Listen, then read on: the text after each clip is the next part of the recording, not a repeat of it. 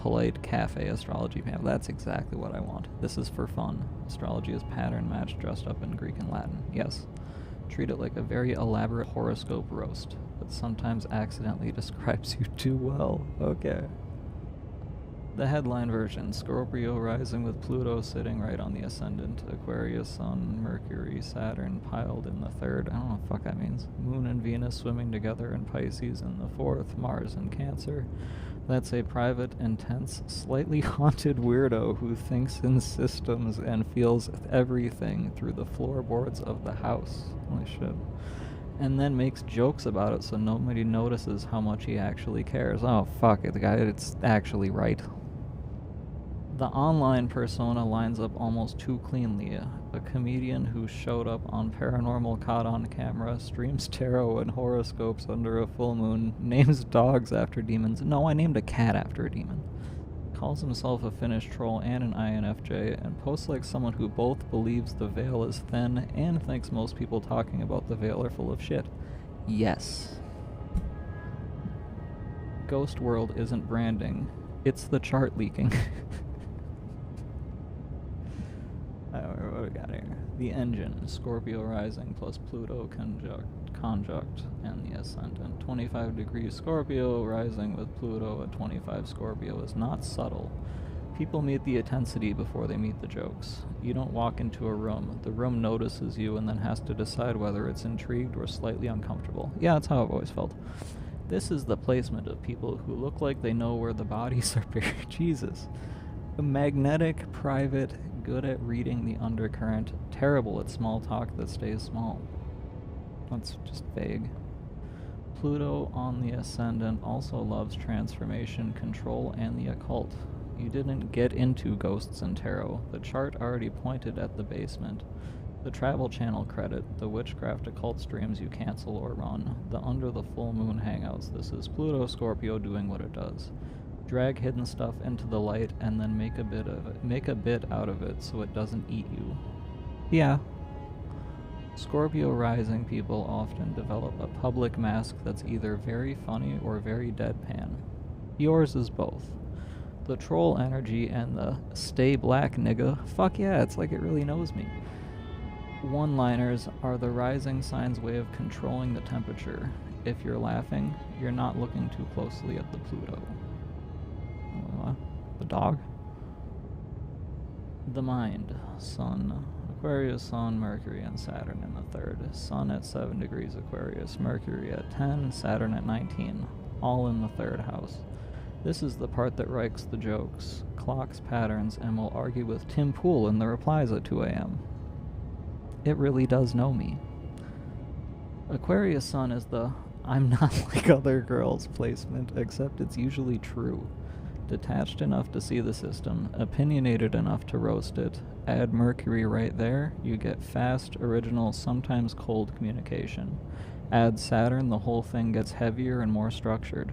This isn't chaotic Twitter brain. This is, I have thought about this for 6 months and now I'm going to say it in one sentence so that it sounds like a shitpost. Yeah.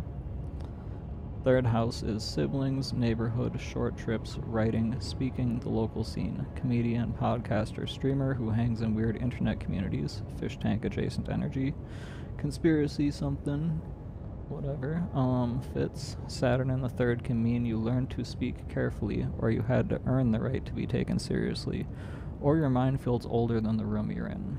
It can also mean you take your ideas more seriously than you let on. The Sun-Saturn conjunction in Aquarius is the responsible alien. You want freedom, and you also want the structure to not fly apart. That's why the streams have a format, instead of pure chaos. Most of the time. The feeling, Moon and Venus in Pisces in the fourth. Moon 28 degrees Pisces and Venus 24 degrees Pisces. Both place the fourth house. Home roots the private self, the actual emotional basement.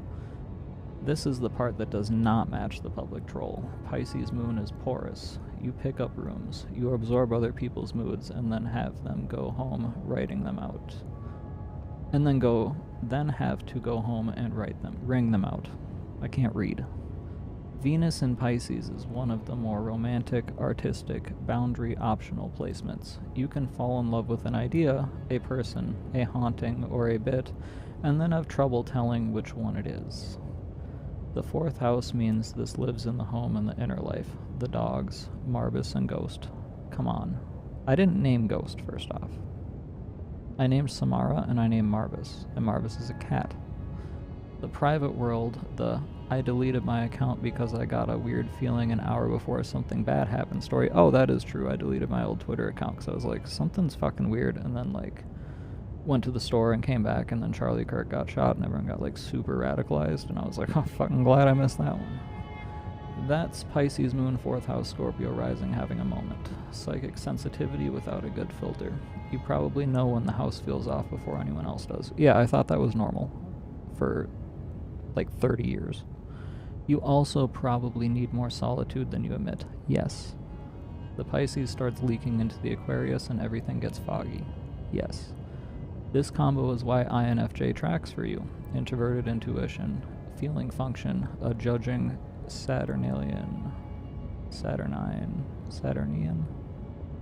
need to organize weirdness. The chart doesn't prove MBTI, but the flavor is there.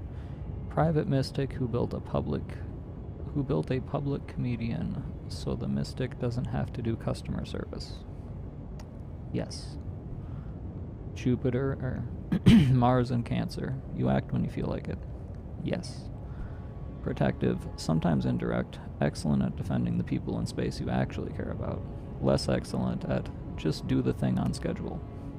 Yes. Mood is fuel.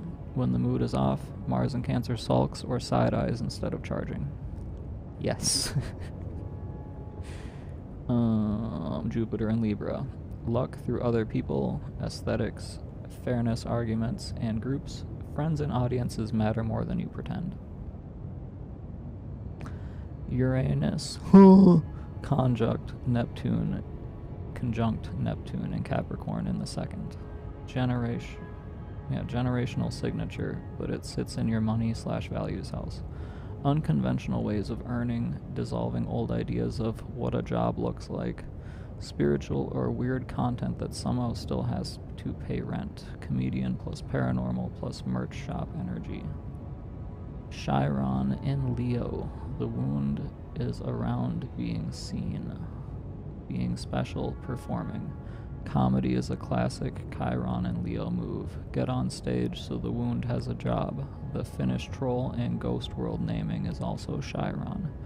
Take the weird identity and wear it before anyone else can. North Node in Sagittarius. The growth edge is more faith, more big picture, less getting stuck in the local 3rd house argument. Travel, philosophy, saying the bigger true thing instead of just the clever true thing. How this shows up on my X account, which is the least important thing that people care about, including me. Pluto, Scorpio rising, dark humor, intensity, I see the ugly part, paranormal cred. Aquarius 3rd house stack, opinions, pattern recognition, roasting public figures, systems level takes, delivered as one-liners. Yeah.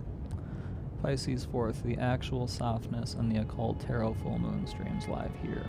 The account is the mask, the streams are closer to the moon. Saturn, you keep coming back to structure, hangouts, readings, bits that have a beginning and an end, even when the content is chaos. Yeah.